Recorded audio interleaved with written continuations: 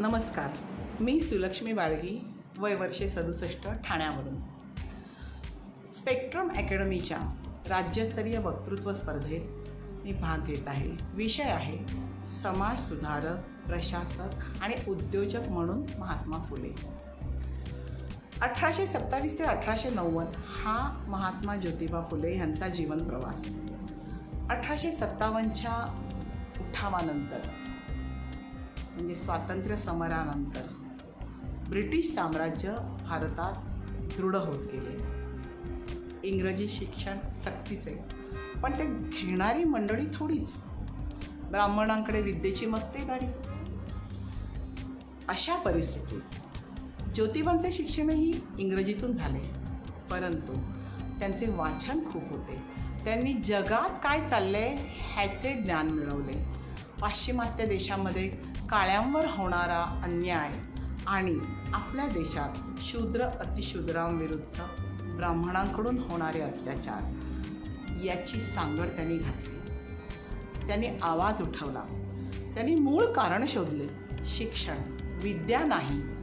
विद्येविना मती गेली, मतीविना गती गेली, गतीविना वित्त गेले आणि वित्ताविना शूद्र खचले. त्यांनी शूद्रांसाठी शिक्षण चालू केले. भेदाभेद निर्मूलन, अंधश्रद्धा निर्मूलन हे त्यांचे मुख्य संघर्ष होते. त्यांनी स्त्री शिक्षणाला प्राधान्य दिले. ते स्वतः क्रियाप्रवण होते. त्यांनी बायकोला आधी शिकवलं. सावित्रीबाईंना शिकवून त्यांनी पहिली शिक्षिका म्हणून भिडेवाड्याला कन्याशाळा, पहिली कन्याशाळा चालू केली. शूद्रांसाठी रात्रशाळा, स्त्रियांसाठी कन्याशाळा. तुम्ही विचार करा की त्या काळात किती संघर्ष झेलला असेल, किती अवहेलना त्यांनी झेलली असेल, परंतु ते खचले नाही. ते खूप विचारवंत होते. त्यांनी ब्राह्मणांचे जे संस्कृतमधले मंत्रोच्चार जे कोणालाही समजत नाही ते त्यांनी मराठीतून वचनांनी विवाह चालू केले. आत्मनिष्ठ वचनांनी विवाह होऊ दे. आपण सर्व एकाच निर्मात्याची लेकरं आहोत. मग आपल्याला मध्यस्थ कशाला पाहिजे? त्या निर्मात्याला किंवा त्या श्रद्धास्थानाला आपण जेव्हा पूजतो, भजतो, तेव्हा त्यासाठी आपल्याला मध्यस्थाची जरुरी नाही, हे त्यांनी समाजाला सांगितले. सत्यशोधक समाजाने हे सांगितलं की सत्य काय आहे हे जाणून घ्या आणि आपला जीवन प्रवास पुढे करा. त्यांनी मंगलाष्टकं मराठीतून चालू केली. त्यांनी विवाह असे संमत करण्यासाठी कायद्याचीही मदत घेतली. त्यांनी ब्राह्मणांच्या म्हणजे ब्राह्मण स्त्रियांच्या केशवपन, विधवा केशवपन, भ्रूणहत्या, बालविवाह याविरुद्ध संघर्ष केला. त्यांनी कल्पकरित्या न्हाव्यांचा संप घडवून आणला. म्हणजे या विधवा स्त्रियांचे केशवपन करणे हे किती कुकर्म आहे हे त्यांनी न्हाव्यांना पटवून दिले. त्यांनी समाजाला दाखवून दिले आणि अशा रीतीने त्यांनी ब्राह्मण स्त्रियांसाठी देखील संघर्ष चालू केले. ज्या पतित स्त्रिया, ज्या बाहेर काढलेल्या स्त्रिया, त्यासाठी त्यांनी स्त्रियांसाठी वसतिगृहे चालू केली. भ्रूणहत्या किंवा बालहत्या रोखण्यासाठी त्यांनी अर्भकालये चालू केली.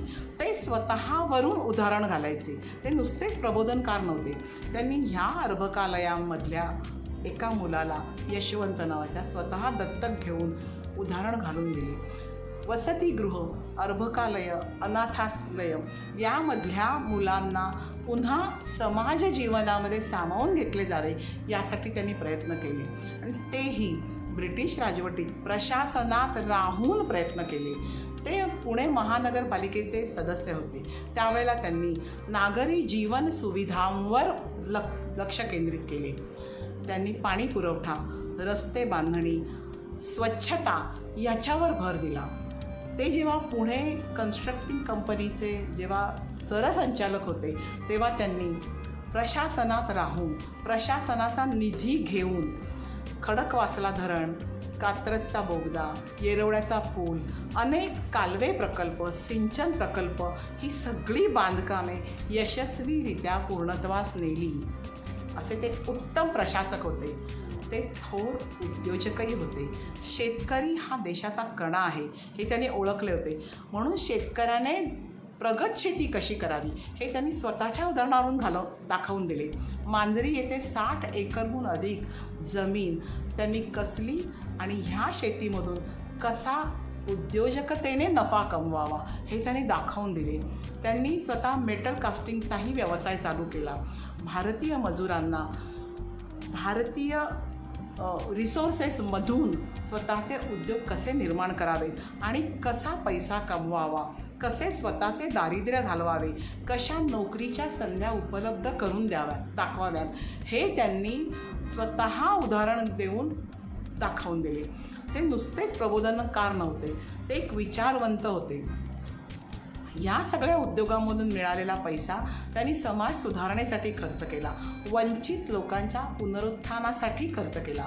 त्यांनी समाज जागृतीसाठी अनेक साहित्य लिहिले. गुलामगिरी, शेतकऱ्याचा असूड त्यांनी संपूर्ण जगाला दाखवून दिले की अन्याय हा कसा असतो आणि कसा दूर करावा यावर त्यांचा भर होता.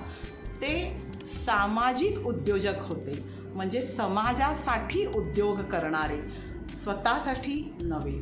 निस्पृहतेने, निस्वार्थपणे त्यांनी समाज सुधारणा करण्यावर भर दिला. असे हे थोर राष्ट्र उभारणीकार महात्मा ज्योतिबा फुले, त्या क्रांतीसूर्याला माझे कोटी कोटी नमस्कार. धन्यवाद. जय हिंद. वंदे मातरम. प्रेक्षक हो, तुम्हाला आमच्या स्पर्धकाचा व्हिडिओ नक्कीच आवडला असेल. आता या स्पर्धकाला जिंकवून देण्यासाठी तुम्ही सुद्धा मदत करू शकता. या स्पर्धकाचा व्हिडिओ लाईक करून, तसेच स्पर्धकाला प्रेरित करण्यासाठी त्या व्हिडिओवर कमेंट करून, आणि हो, जास्तीत जास्त लोकांपर्यंत हा व्हिडिओ शेअर करून, आणि हो, हा व्हिडिओ शेवटपर्यंत पाहिल्याबद्दल आपल्या सर्वांचे मनपूर्वक आभार.